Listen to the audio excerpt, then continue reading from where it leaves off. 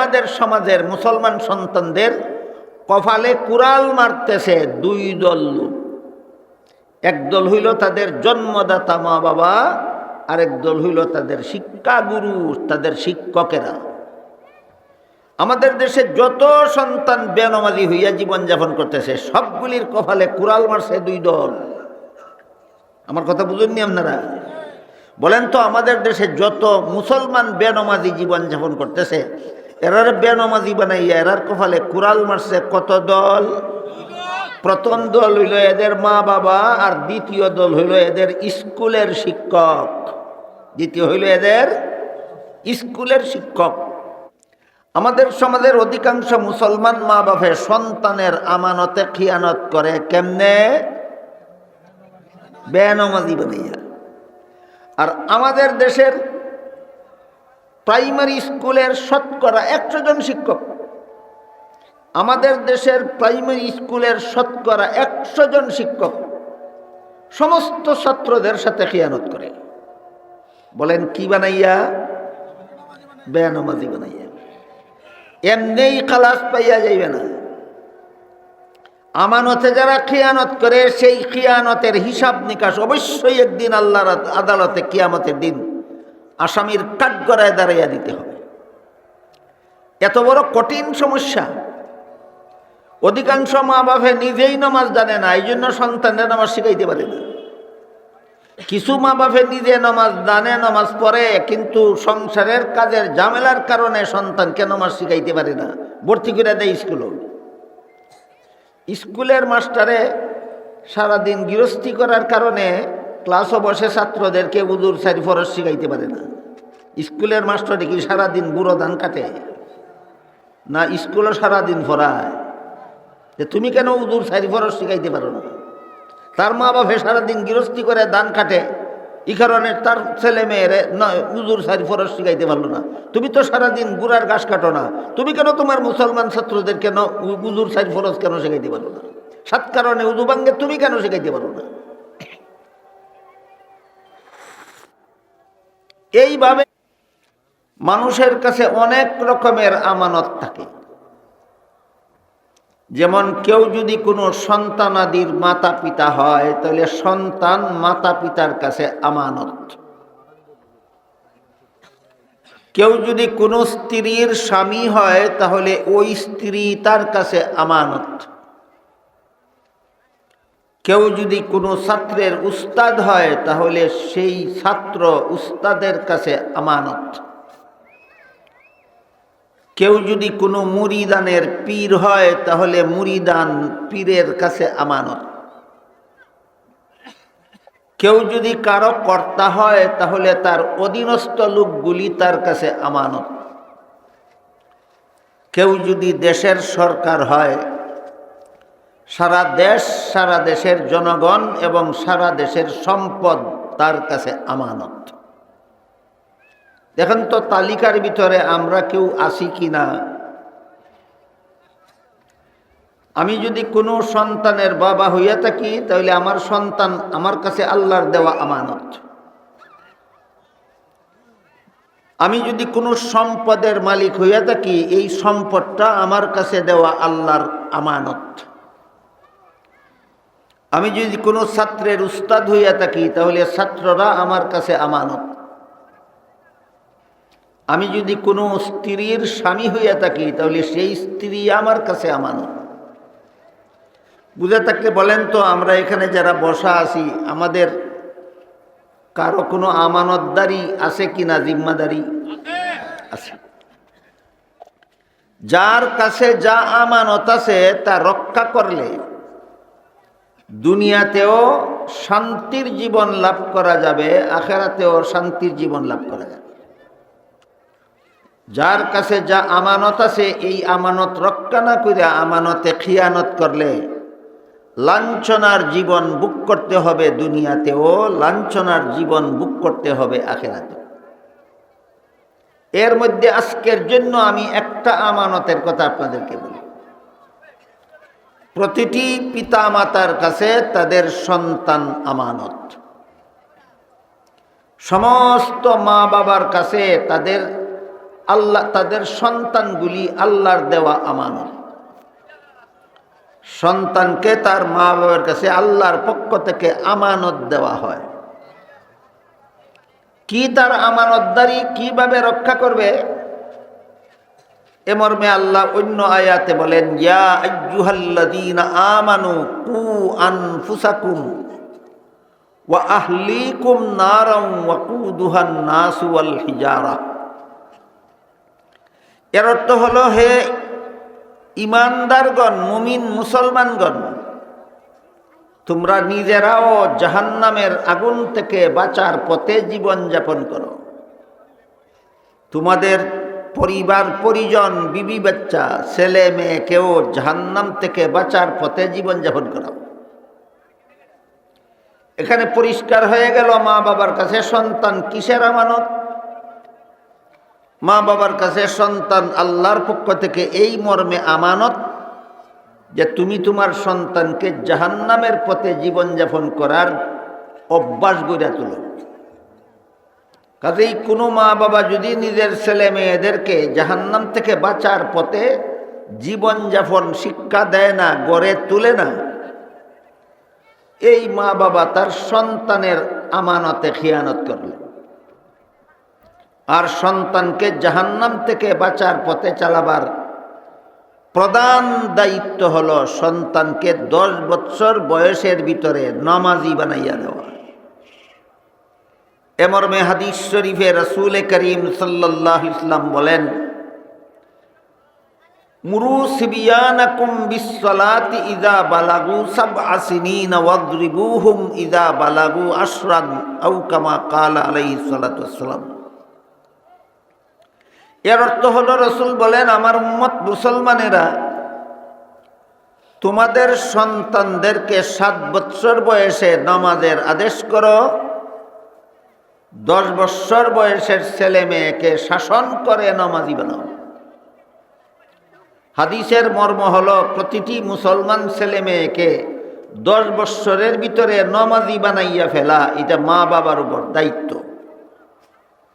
7 বছরের সময় যদি নামাজের আদেশ করতে হয়, তাহলে 7 বছরের আগেই তাকে নামাজ শিক্ষা দিতে হয়। সন্তান যে মা বাবার কাছে আমানত, কি মর্মে আমানত, তারে জাহান্নাম থেকে বাঁচাও, এই আমানতদারি তোমার কাছে। বুঝে থাকলে বলেন তো, সন্তানকে বেনামাজি বানাইয়া বাঁচাইবে জাহান্নাম থেকে না নামাজি বানাইয়া? তাহলে যে সমস্ত মা বাপে তাদের সন্তানরে 10 বছরের ভিতরে নামাজি বানায় না, এরা সন্তান যে আমানত ছিল, আমানত রক্ষা করলো না খিয়ানত করলো? আপনারা যে সমাজে বাস করেন, এই সমাজের কোনো মা বাবা কি সন্তানের সাথে খিয়ানত করেনি? আমরা তো সাধারণত মনে করি, সন্তানে যদি রুজি করে আন না বাপের কাছে টেকা আমানত রাখে, আর বাপে যদি খরচ করে লাইতে খিয়ানত। এটা তো খিয়ানত ঠিকই আছে। সন্তানের রুজি করার টাকা খরচ করে লইলে এটা এমন খিয়ানত না যে খিয়ানতের জন্য এই সন্তানকে পরকালে জাহান্নামের আগুনে বুক করতে হবে। কিন্তু সন্তানকে বেনামাজি বানানি এত বড় খিয়ানত। এই খিয়ানতের কারণে সন্তানকে পরকালে জাহান্নামের লাকড়ি বানাইয়া দেওয়া হয়। বাপে যদি সন্তানের রুজি করা সম্পদ খরচ করা লয়, দুনিয়াতে অভাবে ফেলা হয়, আখেরাতের কোনো ক্ষতি নাই। কিন্তু মা বাপে যদি সন্তানরে বেনামাজি বানায়, তাহলে যা পরকালে জাহান্নামের শাস্তির যোগ্য বানাইয়া দেওয়া হয়। বুঝে থাকলে বলেন, সন্তানের সম্পদ খরচ করে ফেলা বাবার জন্য বড় খিয়ানত না সন্তানকে বেনামাজি বানানি বড় খিয়ানত? সন্তানকে বেনামাজি বানানি বড় খিয়ানত। যে সমস্ত মা বাবা 7 বৎসরের আগে সন্তানকে নামাজ শিক্ষা দেয় না, 7 বৎসরের সময় নামাজের আদেশ করে না, 10 বৎসরের সন্তানকে যে সমস্ত মা বাবা শাসন করে নামাজি বানায় না, এই সমস্ত সন্তান ওই ভবিষ্যতে বেনামাজি জীবনযাপন করে। এইভাবে যত সন্তানকে আমি বেনামাজি বানাইলাম, সারা জীবন ভর নামাজ পড়ল না, আমার সন্তানেরা নামাজ না পড়া পরকালে যে শাস্তি ভোগ করতে হবে, আমি যে বেনমাজি বানাইছিলাম এই জন্য সমস্ত বেনমাজি সন্তানের সমান শাস্তি একা আমার মতো বাবাকে পরকালে ভোগ করতে হবে। এই হইল সন্তান আমানতের মধ্যে খিয়ানত করার প্রায়শ্চিত্ত। বিষয়টা কি আমি আপনাদেরকে বুঝাইতে পারলাম? এই জন্য প্রত্যেকটা সন্তানকে 10 বৎসরের ভিতরে পাক্কা নমাজি রূপে গইরা তোলা মা বাপের দায়িত্ব। এটা একটা অত্যন্ত গুরুত্বপূর্ণ আমানত। আমাদের সমাজের অধিকাংশ মা বাপেরা সন্তানের এই আমানত রক্ষা করে না। 7 বৎসরের আগে সন্তানকে নামাজ শিখায় না, 7 বৎসরের সময় নামাজের আদেশ করে না, 10 বৎসরের ছেলে মেয়েকে শাসন করে নামাজি বানায় না। এই জন্য এরা সারা জীবনভর বেনামাজি জীবনযাপন করে। গেল মা বাপের আমানত।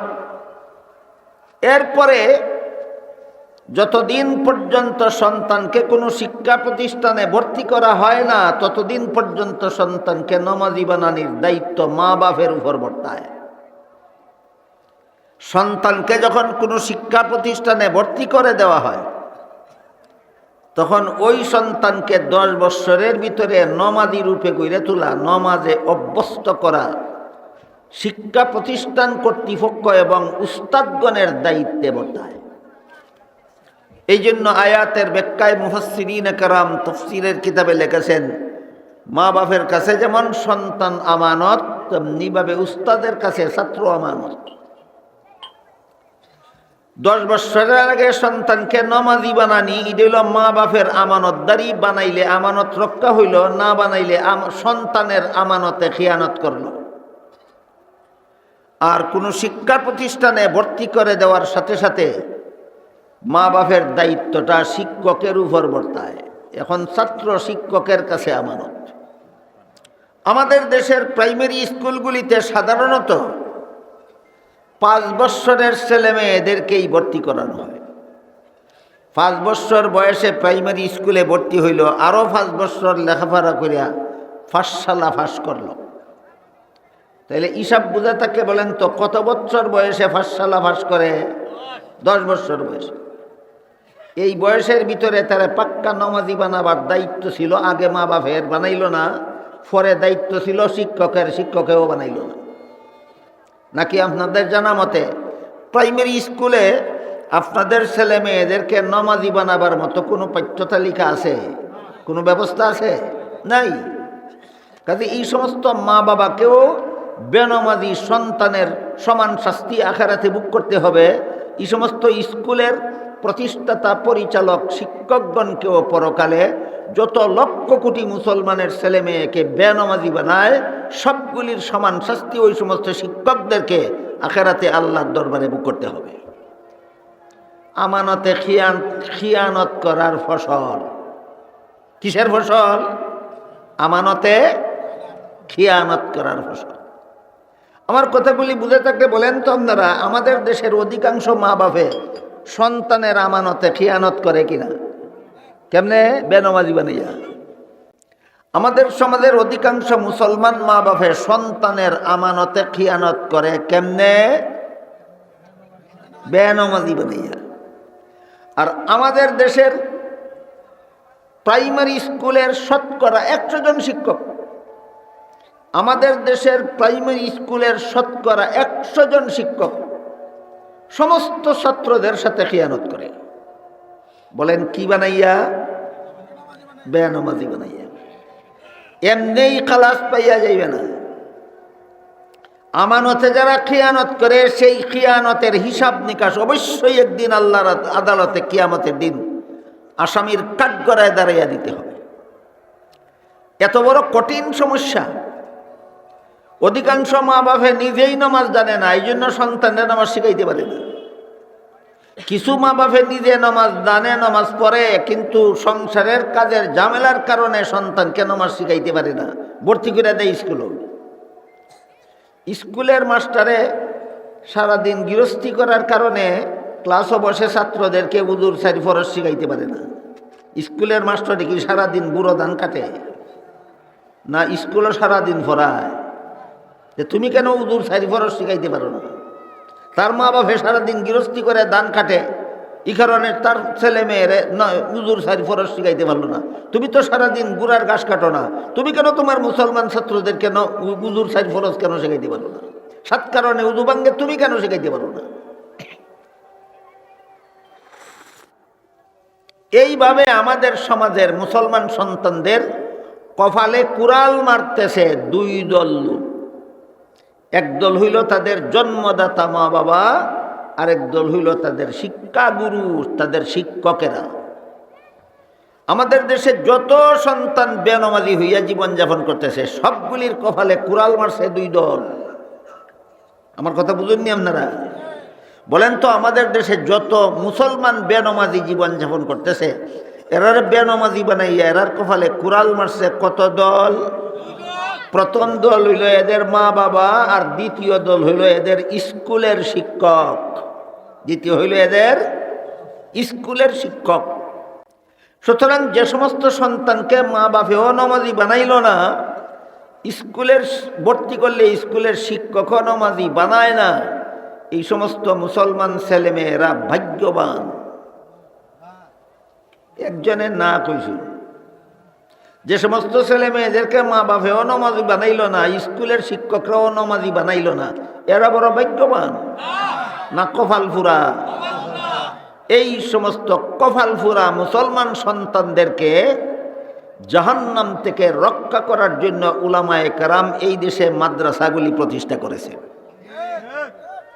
তোমার ছেলে মেয়েদেরকে আমাদের মাদ্রাসায় ভর্তি করে দাও। প্রাইমারি স্কুলে যে পরিমাণ বাংলা, যে পরিমাণ ইংরেজি, যে পরিমাণ অঙ্ক, যে পরিমাণ ইতিহাস, যে পরিমাণ ভূগোল, যে পরিমাণ বিজ্ঞান পড়ায়, 16 আনাটাই কৌমি মাদ্রাসার প্রাথমিক বিভাগে পড়ায়।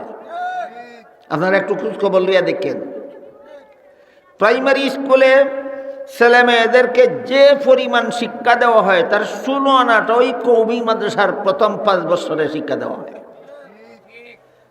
কিন্তু এইগুলি শিক্ষা দিয়া আমরা আপনাদের ছেলে মেয়েদেরকে পাক্কা নামাজি বানাইয়া জান্নাতের পথে পাঠাই, আর এইগুলি শিক্ষা দিয়া প্রাইমারি স্কুলের শিক্ষকেরা আপনাদের ছেলে মেয়েদেরকে পাক্কা বেনামাজি বানাইয়া জাহান্নামের পথে পাঠায়। শিক্ষার বিষয়ে কি? যেসব বাংলা তারা পড়ায় এইসব বাংলা আমরা পড়াই, যেসব ইংরেজি তারা পড়ায় এই সমস্ত ইংরেজি আমরা পড়াই, যেসব অঙ্ক তারা শিখায় এই সমস্ত অঙ্ক আমরা শিখাই, যেসব ইতিহাস ভূগোল তারা পড়ায় এইসব ইতিহাস ভূগোল আমরাও পড়াই, যেসব বিজ্ঞান তারা শিক্ষা দেয় এই সমস্ত বিজ্ঞান আমরাও শিক্ষা দেই। বেশ কম কোন জায়গাতে, বেশ কম শুধু এইগুলি শিখাইয়া তারা বেনামাজি বানাইয়া জাহান্নামে পাঠায়, আর আমরা এইগুলি শিখানির ভিতর দিয়ে নামাজি বানাইয়া জান্নাতে পাঠাই।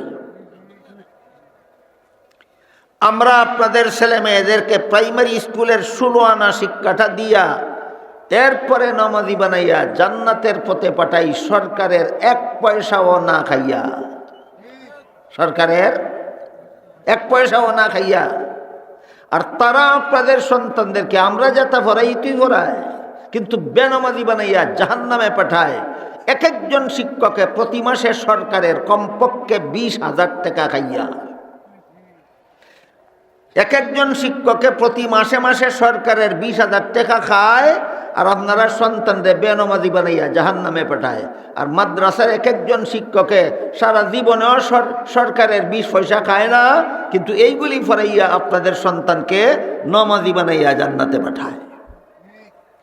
বুঝে থাকলে বলেন, এই দেশের কোন শিক্ষা ব্যবস্থাটা মঙ্গলজনক? একমাত্র মাদ্রাসা শিক্ষা মঙ্গলজনক। মাদ্রাসা শিক্ষার বাহিরে যত শিক্ষা আছে এই সমস্ত শিক্ষার মধ্যে দুর্নীতি, জালিয়াতি, বাটপারি, দান্দালি ছাড়া আর কিছু নাই। 1-2 ঠিক কিছু মনে হয় বলে, বুঝছেন না কথাটা? একটু বুঝে রাখেন, আর একটু বুঝালুন। আমাদের দেশে গদি দখল করতে যায় প্রধান 2 দলের কোনো এক দল। অন্য দলে কোনোদিন বাংলাদেশের শাসন ক্ষমতায় যাইতে পারে না। 2টা দলের একটা দল যায়। এই দল গদিতে গিয়া কয় হি দলে দেশটা লুটতে খাইছে, আর ই দল গদিতে গিয়া কয় ই দলে দেশটা লুটতে খাইছে। কয়নি? দুনো দলে যদি সত্য কইয়া থাকে তাহলে ঘটনাটা কি হয়েছে? যে লঙ্কা গেছে হেই রাক্ষসী। এটা তোমাদের শিক্ষার ফসল, এটা শিক্ষার ফসল। কারণ ওইখানে এই শিক্ষা নাই যে তুই যদি দেশ লুটতে খাস গদিত গিয়া তাহলে শেষ বিচারের দিন আল্লাহর কাছে কি জবাব দিবে, এই কথাটা তাদের পাঠ্য বইয়া লেখা নাই। মাদ্রাসার পাঠ্য বইয়া লেখা আছে গদিত গিয়া দেশের কোটি কোটি টাকা সম্পদ লুটতে খাইবে দূরের কথা, সাধারণ একজন মানুষের একটা পয়সা যদি লুটতে খাস শেষ বিচারের দিন আল্লাহর আদালতে আসামির কাঠগড়ায় দাঁড়িয়ে জবাব দিতে হবে। কাজেই এরা যে ওই লঙ্কা যায় সে ওই রাক্ষস হয়। যদি দুনো দলে সত্য হইয়া থাকে তাহলে যেই গদিত গেছে সেই দেশ লুটতে খাইছে। আর যদি দুনো দলে মিথ্যা কইয়া থাকে, কেউ যদি লুটতে না খাইয়া থাকে তাহলে দুনো দলে মিথ্যা কইছে। তাহলে এরা সত্যের রাজনীতি করে না মিথ্যার রাজনীতি করে? এইটাই তার শিক্ষার ফসল। হয়তো দেশ লুটতে খাইব, নইলে মিথ্যার রাজনীতি করবো। এর চেয়ে বালা কোনো মানুষ তাদের শিক্ষায় তৈরি হয় না। ভালো মানুষ দুর্নীতিমুক্ত, জালিয়াতিমুক্ত, অপকর্মমুক্ত মানুষ গড়ার শিক্ষা একমাত্র মাদ্রাসা শিক্ষা। কারণ মাদ্রাসা শিক্ষায় শুধু প্রতিটি মুসলমান ছাত্র ছাত্রীর অন্তরে নয়, মাদ্রাসার ওয়াজ মাহফিলে যত মুসলমান ওয়াজ শুনতে আসে তাদের অন্তরে পর্যন্ত এই কথাটা ঢুকাইয়া দেওয়া হয়, তুমি যদি অপরের এক পয়সা অন্যায়ভাবে খাও কিয়ামতের দিন আল্লাহর কাছে জবাব দিতে হবে। তুমি যদি তোমার অন্য কোনো পাড়া প্রতিবেশীর কোনো লোকরে যদি সামান্যতম অন্যায়ভাবে কষ্ট দেও শেষ বিচারের দিন আল্লাহর কাছে জবাব দিতে হবে। কাজেই কওমি মাদ্রাসার উস্তাদগণ আপনাদের ছাত্র, আপনাদের ছেলে মেয়েদেরকে যেমনভাবে দুনিয়া আখেরাতে সুখের জীবন গড়ার সাধনা করে থাকেন, তেমনিভাবে সর্বস্তরের মুসলমানকেও সুখের জীবন গড়ার সাধনার জন্য এই রকম ওয়াজ মাহফিলের আয়োজন করে থাকেন। মাদ্রাসার পক্ষ থেকে ওয়াজ মাহফিলের আয়োজন করার উদ্দেশ্য এটাই। আপনার ছেলে মাদ্রাসায় দিছেন, আপনার মেয়ে মাদ্রাসায় দিছেন, এরা কিতাব পড়ে বালা মানুষ হইব। আপনারা তো কিতাব পড়ার সুযোগ নাই, অন্তত এক রাতে ওয়াজ শুই না যান, জাহান্নামের ভয় অন্তরে ঢুকান, যেন গুনার কাজের সাহস না থাকে, জান্নাতের বিবরণ শুনেন, যেন ইবাদত বন্দেগীর আগ্রহ জাগে। এই উদ্দেশ্যেই প্রত্যেকটা কওমি মাদ্রাসার পক্ষ থেকে এরকম একটা ইসলামী সম্মেলনের আয়োজন করা হয়। বুঝা থাকতে বলেন, কওমি মাদ্রাসাওয়ালারা শুধু নিজেরা জাহান্নাম থেকে বাঁচতে চায় না সমাজের সবাইকে জাহান্নাম থেকে বাঁচাতে চায়? সমাজের সবাইকে জাহান্নাম থেকে বাঁচাতে চায়। এদের কথা হইল, তোমার ছেলে মেয়েরে আমাদের এখানে ভর্তি করে দাও, 5 বছরে প্রাইমারি স্কুলে যা কিছু ভরাইব আমরা সবগুলি ভরাবো, কিন্তু আমরা বেনমাজি বানাইয়া ছাড়বো না, আমরা নমাজি বানাইয়া ছাড়বো। এরপরে যদি তোমার ছেলেরে আর না ভরাও, হাই স্কুলে গিয়েও আর বেনমাজি তো নাই, এদের শুরুতেই নমাজি বানাইয়া দেওয়া হয়েছে। কলেজে গিয়ে আর বেনমাজি হইয়া জাহান্নামে যাবে না, এদের শুরুতেই নমাজি বানাইয়া দেওয়া হয়েছে। ভার্সিটিতে গিয়েও আর বেনমাজি হবে না, এদের সূচনাতেই নমাজি বানাইয়া দেওয়া হয়েছে। সুতরাং জাহান্নাম থেকে বাঁচাবার শিক্ষা এবং দুর্নীতিমুক্ত জীবন গড়ার শিক্ষা একমাত্র মাদ্রাসা শিক্ষা। আল্লাহ আপনাদের আমাদের সবাইকে এই শিক্ষার সাথে জড়িত থেকে দুনিয়া আখিরাতের জীবনকে সফল করার তৌফিক দান করুন, আমিন। সুবহান রাব্বিকা রাব্বিল ইজ্জাতি আম্মা ইয়াসিফুনা ওয়া সালামুন আলাল মুরসালিন ওয়ালহামদুলিল্লাহি রাব্বিল আলামিন।